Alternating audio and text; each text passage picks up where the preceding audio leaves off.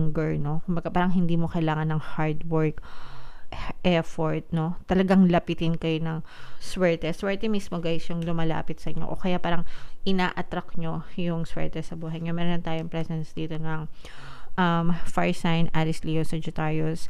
At saka nakikita talaga natin guys yung hard work nyo, effort nyo, A for effort kayo talaga guys. Ayan, nakikita talaga natin yung hard work nyo pagdating sa kaperahan. Actually, ang focus talaga ng attention nyo guys is more on money, more on pera.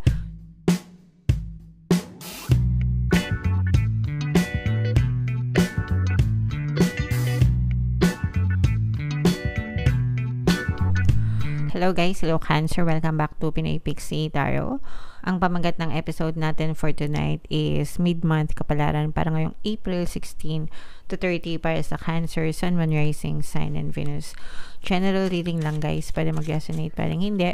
Combination ng positive and negative energy mga kapixie. Unahin natin itong deck na to guys, tingnan natin yung mga mensahe sa inyo ng inyong mga gabay. We have grief energy or grief message para sa inyo.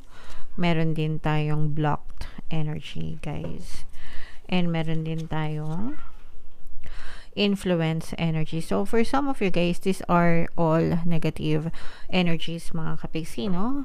Depende sa sitwasyon na pinagdadaanan nyo. For some of you guys, itong grief na to, ito'y pagluluksa. So for some of you, pwedeng literal na yung iba sa inyo nagluluksa talaga, no? Baka merong yumao or nauna na sa inyo, mga mahal nyo sa buhay na nawala.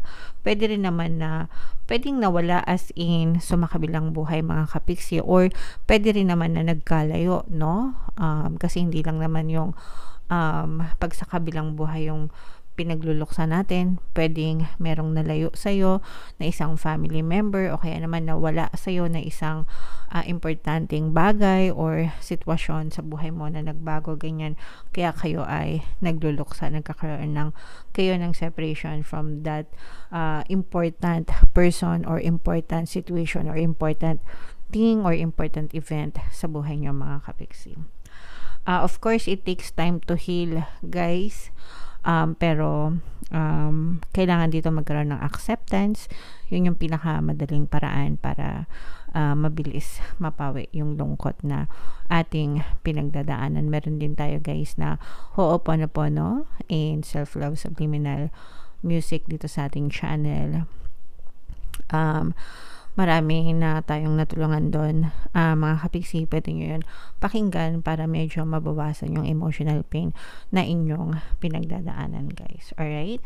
And then we have blocked energy mga kapixie. Ito'y mga balakid guys, no? Obstacles, balakid. Pwedeng dahil din ito sa negative emotions na nararamdaman nyo. Usually negative emotions yan.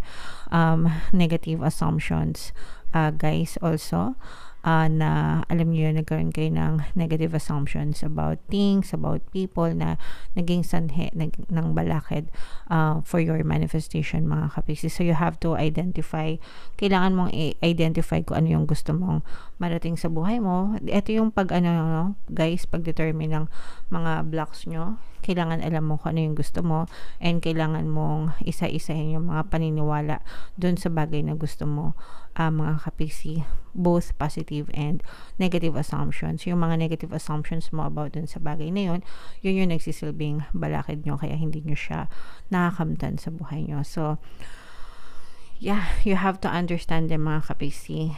Only then, the reason why kailangan nyong malaman yung mga blocks nyo is para mas mapabilis nyo or mabilis nyong makamtan yung mga bagay na gusto nyo. Because sometimes, even if we try too hard, kahit na anong pagsisikap natin, hindi talaga siya dumadating. It's because meron kayong mga mental blocks na hindi nyo alam. Kaya, hindi nyo siya na-experience sa buhay nyo mga kapixie. Alright? Okay. And then, itong influence naman, guys, it's either negative or positive. Pero, wag nyong hayaan na yung mga negative influences or yung mga negative na tao sa buhay nyo, mga negative sitwasyon, is ma-influensyan yung buhay nyo. You have to protect yourself. You have to filter mga kapiksi, kailangan filter nyo yung mga bagay na pinaniniwalaan nyo, yung mga assumptions na tinatanggap nyo sa buhay. Kailangan yung protektahan yung sarili nyo against negative energies para hindi nyo ma-experience, hindi kayo malulong, kumbaga, sa pag-experience sa mga negatibong bagay sa mundo, mga kapiksi. Kasi kung ano yung tinatanggap nyong totoo, whatever you perceive to be true, mga kapiksi, pag tinanggap nyo yung paniniwala ng ibang tao, tinanggap nyo siyang totoo, na-impluwensyahan kayo, it will be pushed out in your reality, mga kapiksi. Okay? So, you have to filter, guys. Naintindihan nyo ba, Cancer? Sana naintindihan nyo yung mga paliwanag, mga explanation, mga kapiksi. Ngayon naman, tingnan naman natin yung ating kaganapan sa inyong buhay ngayong April 16 to 30, guys. Shuffle natin to. Habang sinashuffle ko to, guys, panoorin nyo muna yung video natin regarding sa ating paano mag-manifest ng abundance video course. Kapiksi, sawa ka na ba sa mga struggles at hirap sa buhay mo? Masipag ka ba at masikap sa buhay ngunit hindi ka pa rin umaasenso? Ilang beses ka na bang nag-attempt magnegosyo at mag-invest pero palagi ka pa rin nalulugi?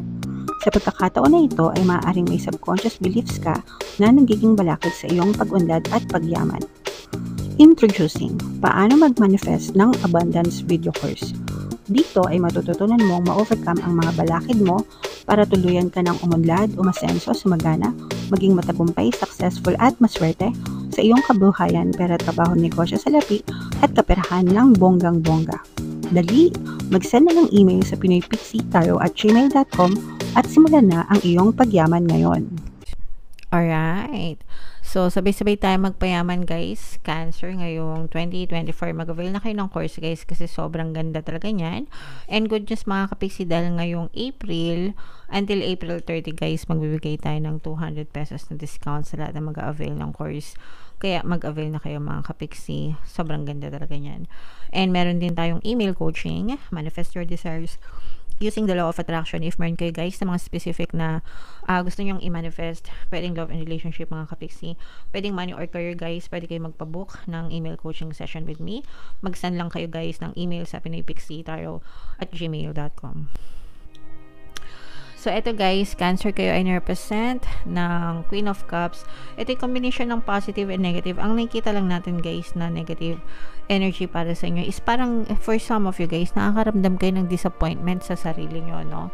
Sa sarili nyo mismo. Parang nadi-disappoint kayo kapag kulang yung ginagawa nyo. Parang feeling nyo hindi nyo pa binibigay yung best nyo. Parang nakukulangan pa kayo, guys, dun sa mga bagay na ginagawa nyo. Pero sobrang positive naman ng, kumbaga, positive yung nangyayari sa inyo, guys, okay? Nakikita natin na for some of you, sa larangan ng trabaho or kung ano man yung pinagkakakitaan nyo, unti-unti na kayong nakikilala. You're gaining recognition, mga kapiksi. Sa workplace mo, maganda yung pangalan mo, maganda yung pakikisama sa'yo ng mga katrabaho mo. They want to work with you. Very flawless or seamless yung iyong pakikipagkapwa-tao sa iyong workplace, mga kapiksi. And kumbaga masaya yung environment sa workplace nyo. And kung kayo naman ay nagnenegosyo, let's say for example, nagtitinda ka ng banana Q, marinig pa lang nila yung boses mo na naglalako ka, banana Q, naglalabasan na yung mga customer mo, yung mga suki mo, and they want to buy from you. Pero yung iba sa inyo, parang hindi kayo masaya sa na-achieve nyo, no? Parang feeling nyo kulang pa. Either kulang pa yung resulta or feeling mo kulang pa yung ginagawa mo, mga kapiksi. And okay lang yan. Sometimes ganun talaga, no? Parang naghahanap tayo ng reason kung bakit ganun. The reason kung bakit nakukulangan kayo, guys, is parang yung na-experience nyo is hindi pa siya nag-equate dun sa expectation nyo. Okay? And kaya kayo nakukulangan, kaya kayo nadidisappoint. Pero you have to persist, guys, no? Kailangan yung i-convince yung sarili nyo na marami akong kliyente, masaya akong katrabaho. Kailangan i-establish nyo yung magandang self-concept sa sarili nyo, mga kapiksi, para you feel good about yourself and your achievements, and maramdaman mo yung kumbaga yung epekto ng mga magagandang bagay na nangyayari sa buhay mo. And you have to appreciate, very important yun guys, na dapat ina-appreciate nyo yung mga blessings na natatamasa nyo, no matter how big, no matter how small. And wag mo, don't be too hard on yourself guys. Kumbaga ikaw dapat yung nag-good job sa sarili mo, di ba? High self, good job well done, di ba? Dapat ikaw mismo yung nagsasabi nun sa sarili mo. If you're not hearing it from other people, ikaw magsabi sa sarili mo, di ba? Kausapin mo yung sarili mo, uy, alam mo, ang galing-galing mo ngayon, ha? Proud na proud ako sa'yo. Alam mo, wala kang kaparis, wala kang katulad. Good job ka sa akin. Bukas, mas lalo pa natin galingan, okay? Yung mga ganun, guys, kailangan nagkakaroon kayo ng positive self-talk, no? Kausapin nyo. Ang tawag ko dyan, guys, is mirror technique, or ang tawag dyan is mirror technique, wherein kinakausap nyo yung sarili nyo sa harap ng salamin, and you talk to yourself, and you say nice things to yourself, mga kapiksi. Okay? Alright. Try nyo, subukan nyo mga kapiksi para ma-develop yung inyong self-confidence. And and yung iba naman sa inyo guys, parang nagkakaroon kayo ng pagbabago, change of mind, itong nararamdaman ko. Parang ibig sabihin nagkakaroon kayo ng pagbabago sa isip, and normal yan guys, no?